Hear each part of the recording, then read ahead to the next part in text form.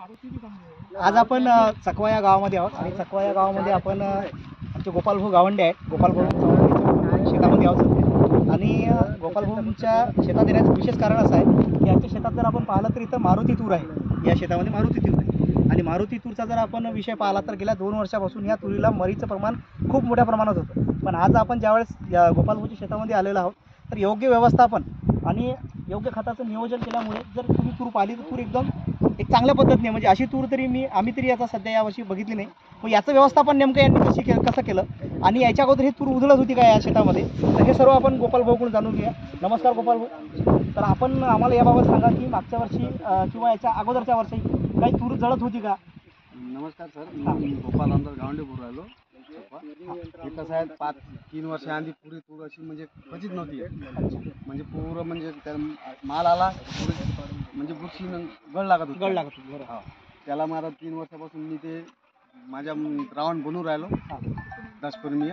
आणि त्याला दरवर्षी 2 फवारे आणि 2 त्याला ड्रिचिंग.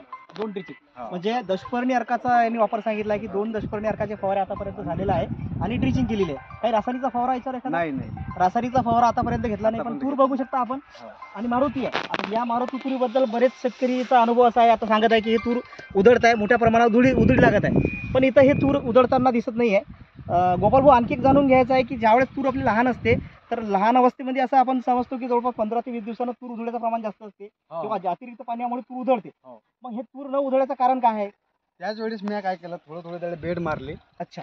एवढाला डवऱ्याचे आपले. आणि त्याच वेळेस त्याला ते ड्रिचिंग टाकून दिली. म्हणजे प्रत्येक 15 लिटर पाण्यामध्ये 1 तास समजा केलं. ड्रिचिंग कशाची केली आपण? जीवामृतची ड्रिचिंग केलेली. तर बघू शकतो आपण शेतकरी मित्रांनो, जसं या ठिकाणी गोपालभाऊंनी सांगितलेलं आहे की कशा पद्धतीने त्यांनी हे भर दिलेली होती. बघा, तर आपण भर पाहू शकता. तर हे भरीवर हे आहे आणि भरीवर असल्यासोबत ड्रीपचा आपण या ठिकाणी वापर केलेला आहे. तर जे काही खतं सोडल्या जात आहे तर हे ड्रीपच्या द्वारे चांगल्या पद्धतीने या ठिकाणी दिले जातात. ड्रिचिंग चांगल्या पद्धतीने होते.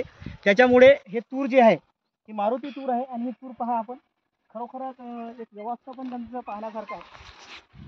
कुठलेच तूर तुम्हाला या ठिकाणी असं दिसणार नाही की कुठं तूर उधळलेली आहे किंवा काहीतरी काही रोगग्रस्त तुम्हाला झाडं दिसतील नाही. 2 वर्षापासून गोपालभाऊ दाखवा एकदा. हाईट पण पाहू शकता तुम्ही, तुरीची हाईट बघा. त्याला उधळले नाही, काही नाही त्याच्यात सबल.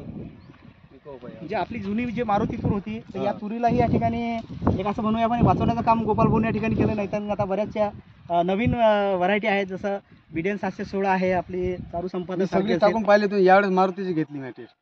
दरवर्षी मारुती घेत जाऊ, पण यावेळेस मला की आपण मारुतीच टाक. मारुती अनुभव बी आला मागच्या वर्षी, या वर्षी चांगला आहे. मला मारुतीच वाटते. माझ्या जमीनच्या हिशोबानं मारुती खायला चांगली व्हेरायटी आहे. नक्कीच. तर शेतकरी बांधवांना हा एक चांगला आदर्श उपक्रम आहे आणि आदर्श शेती आहे तुरीची, जे गोपालभाऊंनी या ठिकाणी आपल्याला दाखवलं. नक्कीच आपल्या सर्वांसाठी गोपालभाऊ एक प्रेरणादायी या ठिकाणी नक्कीच ठरतील. तर धन्यवाद गोपालभाऊ. आणि गोपालभाऊ, आपण जे डॉक्टर पंजाबराव देशमुख नैसर्गिक शेती मिशनचे प्रशिक्षण केले वाशिम येथे, तर त्यांचा आपल्याला काही फायदा झाला का या नैसर्गिक शेती करताना? मग त्यांनी सांगितलेलं दशपर्णी वगैरे त्याचे रिझल्ट तुम्हाला व्यवस्थित भेटत आहे. आणि याने मग तुमचं जे शेतीचं जे आपला उत्पादन खर्च असतो त्या खर्चात काय मग कमी झाला आहे कसा? भरपूर कॉस्टली आहे सर. त्या खर्चात म्हणजे आता आपण जेव्हा जे कीटकनाशक वापरतो त्यावेळेस खर्च टिप्पट लागतो. खूप खर्च लागत होता. बरोबर आहे. कीटकनाशक वापरताना निदान हे स्वतः बनवाने आणि स्वतःच टाकणे, फक्त मेहनत करावी लागते बा. बरोबर आहे. म्हणजे नैसर्गिक शेती करून आपला उत्पादन खर्च कमी होतो आणि उत्पादनही व्यवस्थित येतं. नक्कीच नैसर्गिक शेती इथं फायद्याची आहे. दरवर्षी 3 वर्षाआधी पहिले समजा 7-8 पोते सोयाबीन होतं. यावर्षी मला 18 क्विंटल सोयाबीन झालं. किती एकरात? 2 एकरात. आणि आता तुरीचं काय अपेक्षा? तुरीचं मला अंदाज समजा दरवर्षी समजा प्रमाणे यावेळेस 3-4चा ॲव्हरेज पकडून घ्या. एकरी 7-8 क्विंटल तूर होणार.